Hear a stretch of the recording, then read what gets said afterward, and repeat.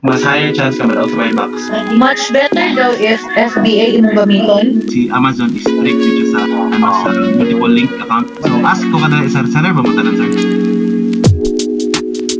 Pamilya naman mo sa product research, kayo mo recommend ka sir. IBA siguro sa inyong product research online arbitrage. Sa registration sir, so natay dalawa, individual o professional sa account. Ang individual kay siya ay monthly fee, pero naa siya ay percentage, I'm not sure how much the percentage kay mag-start lang kag bayad once na naka-listing sa imong store. Ang professional seller account is nana siya fixed nga monthly payment which is $39.99 a month. Tapos ang advantage nimo ana kay maka-compete ka with other sellers o kanang murag kanang kung dili compare sa individual lang account. Sa professional seller kay mas higher chance ka ma-out buy box kung mo na imong. So mostly ang gina-avail is professional seller. Kay daghan mo kay dili pod ma-access gud kung dili professional seller mo gamit. So next is signing up. So since na-create naman ta og account na naman yung account sir. So quick lang about sa pag-create og account. So usually ang need ana kay valid ID, usually passport ang ginapasa kay sa Amazon mag-strict good. So if passport yung pasa or higher nga mga government ID good like national ID or passport, makakuan si Amazon nga sincere ka sa pagbaligya. Tapos sa mga registration, natay daw ka option. Usually ang first adjun nga pag Filipino seller suggest ako is atong easiest way sa kung makahiyang baka sa pagbaligya sa Amazon ba. So easiest way is kailangan na nimo DTI o BIR. So sa DTI pwede ra online, pwede po kung if wala pa makabuhat, pwede ako mag-help mag-create. So make sure sa pangalan sa imong business name is match sa imong business store. Ang DTI o BIR. Sa BIR, dili kay sa as in strict basta makita lang TIN number nimo. So certificate of registration okay na kay na. Nadawat na nila. Sir, ako for the meantime sir, registered man ko sa DTI o BIR. Pwede na ako gamiton for the meantime.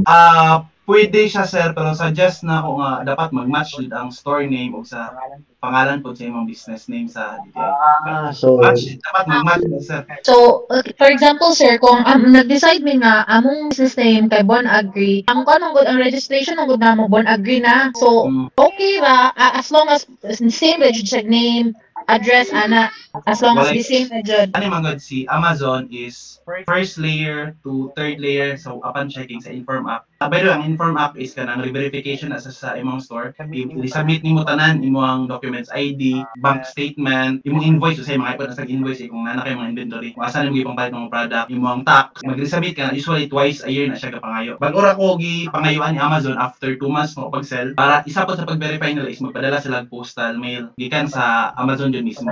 Ipadala jud direct sa imong location. sir, ang kung ano sa tax sir, di ba sa Amazon nakakuha ng diretsong tax? Lahi po din sa ato dayon. Lahi po siya to sir, pero depende nimo sir kung bayad ka dyan sa Pilipinas. Pero si Amazon matik yun sir, 10% pag below $10 yung ginabaligya, 15% pag Pero dili man required magbayad dire sir, di ba? Sa Philippines. To be honest, wala pa ko kabayad jud direct. Ako pero ang ako ang BIR monthly jud ay quarterly o yearly na ako ginabayaran. So pero namo gud ay direct nga kuan na kung pila ang percentage income nimo sa online selling. So mo bayaran. Wala mo ka first quarter kay mag 3 months pa lang po o baligya sa Amazon. Mao sa na ang ako concern man god kung mo dako na ang kuan, syempre dako na imong remittance, mangita na gini si Amazon sa siguro BIR nato dere. Mangita na yun. So mga imong lentag Frank. About aning kuan sir, LLC nga kuan, sa na siya? Mo nang ikaduha nga option sir. Kung magdako na jud imong Amazon sir, o gusto gusto nimo mag-scale up pa jud. Kay namang goy mga categories sa Amazon nga dili nimo pwede ibaligya kung taga outside ka sa US like pesticide. Ang himuon nimo ana, kailangan nimo ilisdan ang halos naa sa imong business entity. So dira na magsulod si LLC, magbuhat kag LLC o mag-register ka sa ilang tax EIN, kuha kag EIN sa ila. Ang EIN kay muna ang ilang something tax, ang LLC muna imong ilanan or as a proof na nakay business within US. To be honest, wala pa jud ko nakabuhat ana. Ako jud kay wala pa ako ka 6 months. So plano ko once skill up ko kung makahit na ko siguro 100k ana more than ana sa Amazon. Dra na ko mag-skill up kay syempre kailangan na po ko mag-expand sa other category ana. Mas higher pud ang chance mo ma-approve kung mag-engage kag mga products sa Amazon. Sige sir. Tapos sa bank nimo sir, sa pan-register nimo sa bank nimo, ang suggest na ko pinaka-pass sa payouts is Pioneer. Not sure if familiar mo ana Pioneer. So far sa experience based po sa other sellers ng mga Pilipino, smooth jud kay ang Pioneer. kanang magbuhat ka na lagi na siya kanang pwede ka makabuhat og bank account bisag wala ka sa wala sa Sige. US. Okay. So, mo siyang pioneer pas maka-German. Ang atong i-link anong pioneer sir sa USD nga account pod. USD po sir. Pwede po Pwede sa na white. ka dito magbuhat, di ba? Pwede na ka magbuhat sa Pioneer o bank account. Ato nga bank account, link din nimo sa bangko nimo diri sa Philippines. Tama. Tapos para mo tong automatic na payout na lang nimo. So, if wala pa mo ka-register video na to na ilantro jud. Actually dali ra jud kay video YouTube ng Pioneer. And sa verification ang medyo madugay usually 3 to 5 days to verify sa Pioneer. Kay mo gana imong US bank good. Pero dili man sila strict ba? IDs unsa need ana sir? ID ra jud. Say mo jud kung magbuhat ng GCash yung tingana. Okay. Okay. Wallet ra man siya, murag wallet lang ana. So, kato mo tong sa mga details, basta make sure lang mag-match jud, inline jud ang mga information especially sa address nimo. Kung magkuan ka magbalhin ka sa LLC, register nimo instead ni DTI LLC imong gamiton, make sure pud ang imong demand kay siyempre wala kung dili ta taga US wala po tay address dito. Mag-open tag virtual office. Kanang virtual office paano na siya murag mailbox ra sir. Mailbox ra siya ma'am. Tapos mo na to imong address. Tanang mga postal mail nimo, tanang information nimo or kanang mga returns nimo, pwede nimo ipasend dito tanan. Tapos kung unsa tong address nimo dito sa imong virtual office, dapat same pod ang imong address sa LLC nimo. Dapat match na same ra pod kung diri sa US. Dapat inline pati bank pod nimo pod. Kung unsa address dito sa imong virtual office, same pod ang imong address sa bank statement dito sa LLC nimo. Dapat kanang tatlo mag-match siya always para wala mag-issue. Next sa logistics. So sa logistics is dalawa atong pilian.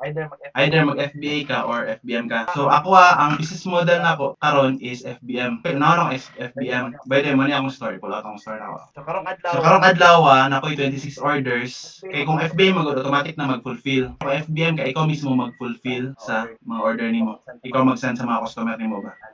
So FBM, kung FBM ka kailangan nimo og partner or prep center na sa US. Moto imong subukan. So sir, nakay storage sugar sa Amerika. Kay FBM ang ka. Ma'am. Nakoy partners dito na ginabayaran ako per unit sa ako ang mga inventory nga gabaligya lang og like below 10 units a day. Dili worth it para sila. Murag kapoy nakaihapon ba? Usually mo per unit nga gina-ship nimo ang ginapangay nila is $2, nakataas $3 pagkabalo nako. Naiuban nga $1.5 amo nang pinaka-barato na bala nako. So kung 10 units per day ra imo ang gina-ship dadto tas gina-repack nila per day, siguro na say $15 a day. So dili worth it 50 units a day. Dili sila mo daw mga low baller. So muna ang uban. If FBA for example tapos sa Amazon nga warehouse, dapat na kay quota per day para kuan. Okay. So, mas FBA, so mas ideal if FBM kung ga-start ka. I said, okay ang FBM kung makita ka og sakto nga prep center or 3PL nga warehouse nga mosugot og new seller pa ko.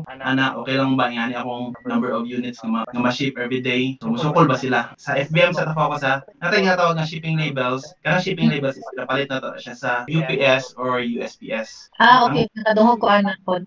So, ang USPS is government-owned na siya. Usually, mas mura na siya kaysa sa UPS.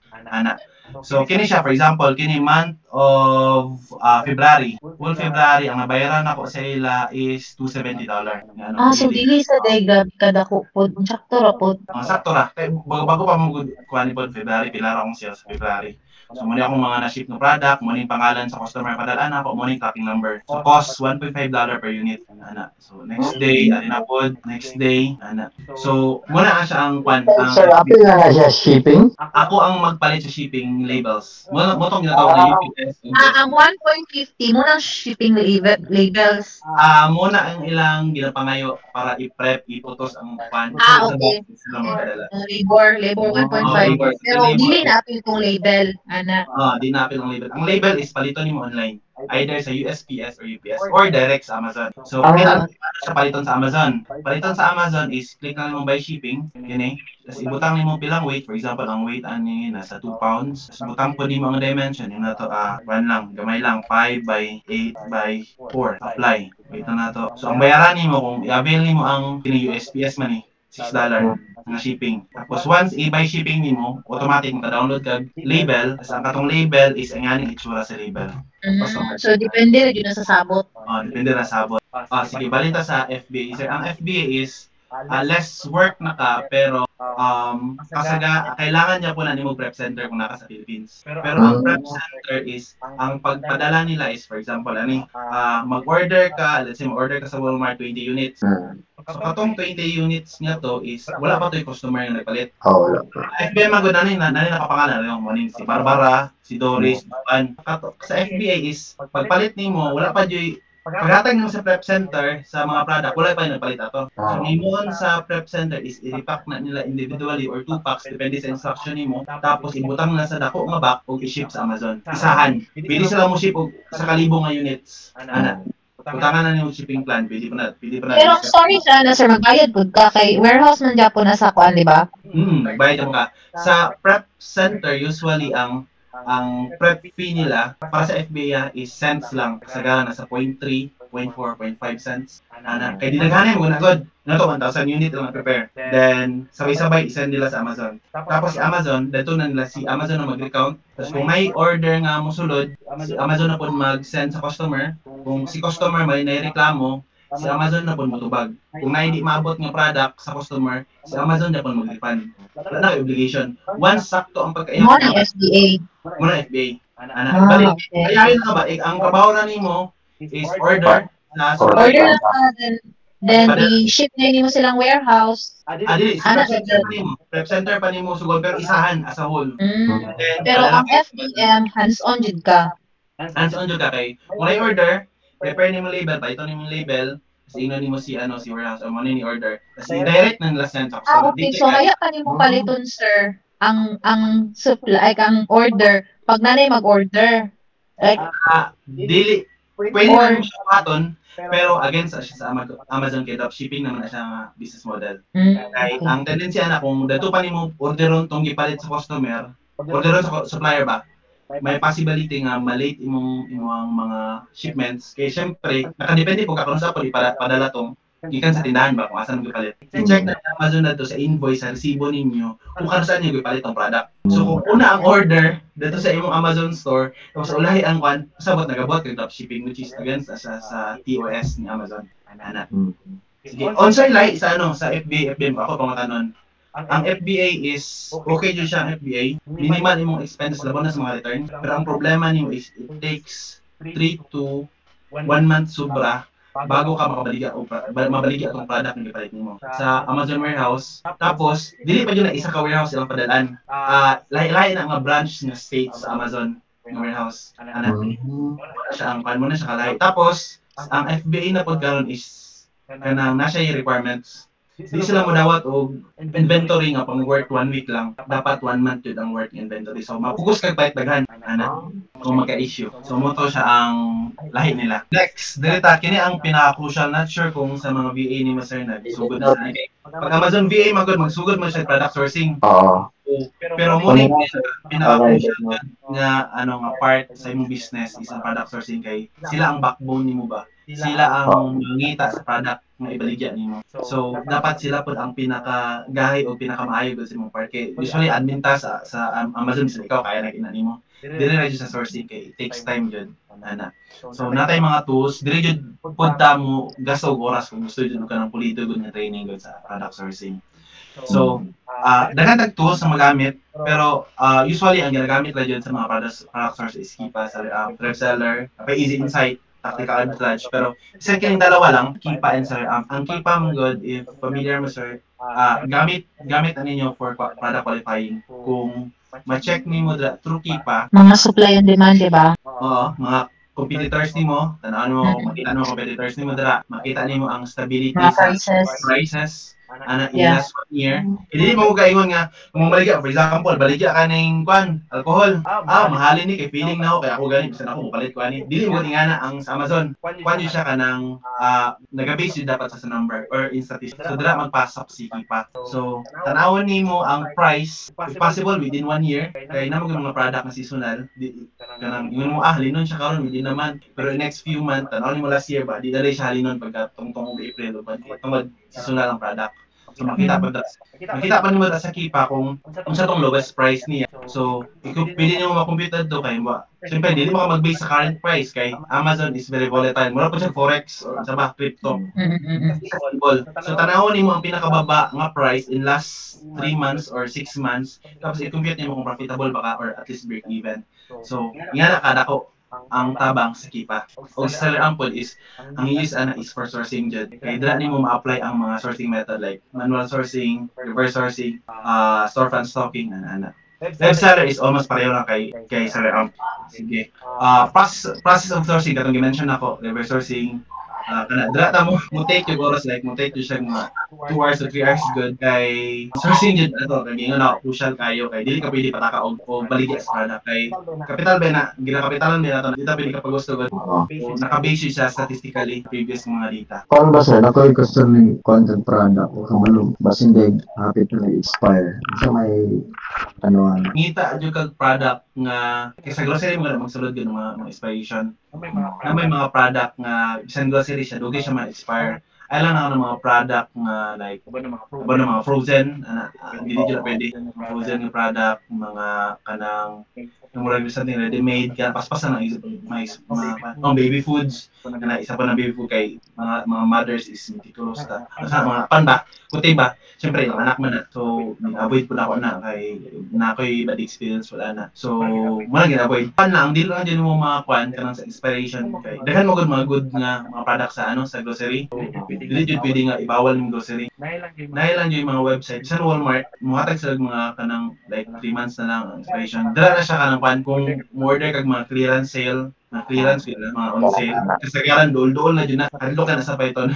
So kilala sir kung mga fast moving lang pwede na sa mo palitan na or pwede na kayo mga fast moving like 1,000 kwan units per month mahalin so okay ra wani ka ba pero kung product nimo like alangan ni like 20 sales per month 30 sales per month so I suggest nga ito kasi iba nga category siguro ana. So sa data sa seller central navigation kini kay murag importante kini. Seller central navigation si mag-quick lang ta sir. Nalin na ko karong adlaw na ko $19. Ana. So mo siya ang Amazon Seller Central if for sure na kita na ninyo. Explain na ako pinakalit. So diri sa key metrics is diri nimo makita imong sales, daily sales. Pwede nimo 7 days pila imong sales in 7 days. 2,000 ako 2,000. Within 30 days is na $5,000. Tapos pwede pa nimo ibawon ang imong currency. So, pwede po ka mag-direct dyan sa dashboard. By the way sir, ang sales, di na ako mag-disclose. Paano nyo kay siyempre, basi tudot-tudot ni siya pero fail day dyan sa Amazon. So far, ito may mga ayo. Sincere ni sa testing mo ginawagan. Pero so far bitaw sir, ang among standing is profitable man noon. Nag-start June, May, January, pero nag-isa ko ka product within December. Hadlok pa man. Hadlok ka kay syempre ang warehouse na ko kay di pa be close kana ko kailaw no. Kailaw personal. So testing ko pag December, baligya ako 16 units. Tay lang ko kay nag-start ako December 14. Pero pag kuan ako gikan January. So 16 sir units. Kasigaran ginabaligya na ako kay Indeed man god kanang household products. Isa specifically, hatag isa product ko is mga pads, mga napkin. Ako final mga exact profit ako after sa mga costing, after sa akong label. Ang label mahal mo label god. Usually nasa $4 to $10 depende sa weight, depende sa size ng product. Sa sir kanang shipment kanang label. Munang shipment labels kanang USPS and UPS. Kasi imong costing ko FBM ka. Tapos ang ikaduha nga cost nimo sa FBM is kanang imong bayad sa labor nimo sa imong warehouse. So far naka 25 to so less work lang siya kasi pinala ko sa balay at the same time naga-VA man Japan me sa wife. Client kay syempre ang Amazon mag-progressive na time to time ka change. So, kailangan mo kasabay ba. So munang naabot mi sa point na confident me kay kasi klase ng store ang muna handle. Iba-iba nga business model, iba-ibang strategy sa pag-sell. So, motong naka-confident mo nga balik kami Kay kung kinsa tong nauyon na mga pan good nga tested and proven nga business model ba. So mo tong ipalayan namo. Ana siya. Lagi ba? At least kay background kung sa alin sa ano. Okay. Trial and error mag-made ako kay ano. Kay murag akong gipraktisan ba laing store dili akong store. Ana. Kini siya ang orders. Kita nimo daily orders nimo dere. Mga customers, by message. Kini siya featured offers kung pila ka percentage ang nag-buyback sa imong mga product. So kini 3% lang. 3% lang last 2 days kay nagdan mo stock maning last 2 days. $24 lang ang one. So account health, makita pa nimo dere ang imong rating sa store. So ang standard or kanang sa tunga-tunga nga rating is 200. Ang highest is 1,000. Pag below kag 200, alanganin na yung store. Mag-risk na risk for deactivation. Seller feedback, ang seller feedback is dili kahadlokan in terms sa pagka-deactivate sa product. Ang problema lang sa seller feedback is ang customer. Kung namo yung mga customer uban mo lang tawag feedback pod. So, pero di siya ka-affect kung ma-deactivate yung store. Tapos balance, IPI kini siya kung unsa ba ka consistent ang imong inventory level. Kaso bago pa mo na-start, so wala ko IPI. Dumiligyan ako sa US, so wala ko global sales. Ga-ads ko, pero sa isa lang ka product na ako, nag-try ko ba, ga-explore ko sa private labeling. Mag-report ko nag-start. Hindi na hindi siya ka mag-ads, sir, no? Mag-ads sa Amazon na Japan. Amazon na Japan. So, if mag-add ka, sir, for example, pila sa cost, ana? Depende mo pila imong i-register. Namo kita ma'am. Namo kita ginatawag nga PPC, pay per click. So, pila imong kaya gaston per click sa customer. Oo, mura Facebook ads nga na. Pero, unsa na, sir, ang kuan mo, unsa na, isa ka product or imong store mo ikuan? Isa ka product, per product. Okay. Per product, per click sa listing nimo. Mo to ang bayaran nimo. Pareho na dito sa Facebook. Ano ba sa Facebook? Sir, nag ko siya ng private labeling. Sa imong kanali sa mga previous before, plano mo may mag-antunin tanto kung mag-listing ng private label, pila ka percentage ang atong magastuhan sa advertising? Answer.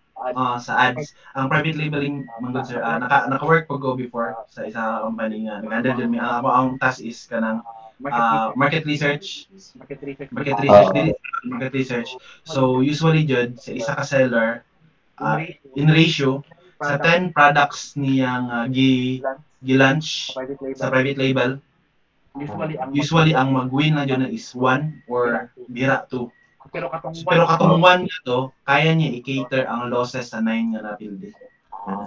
So, bago sa expenses nimo sa ads, sir, dili na ko mahatag ang exact, depende mo sa imong budget jud ni igawas. Ang uban mag-start lang og 1 cent per click. Ang pinakataas is suko na sila og 10 cents per click. Na 110, 15 mga dako na company good. Gusto niyo lang sa ilang listing sa search bar.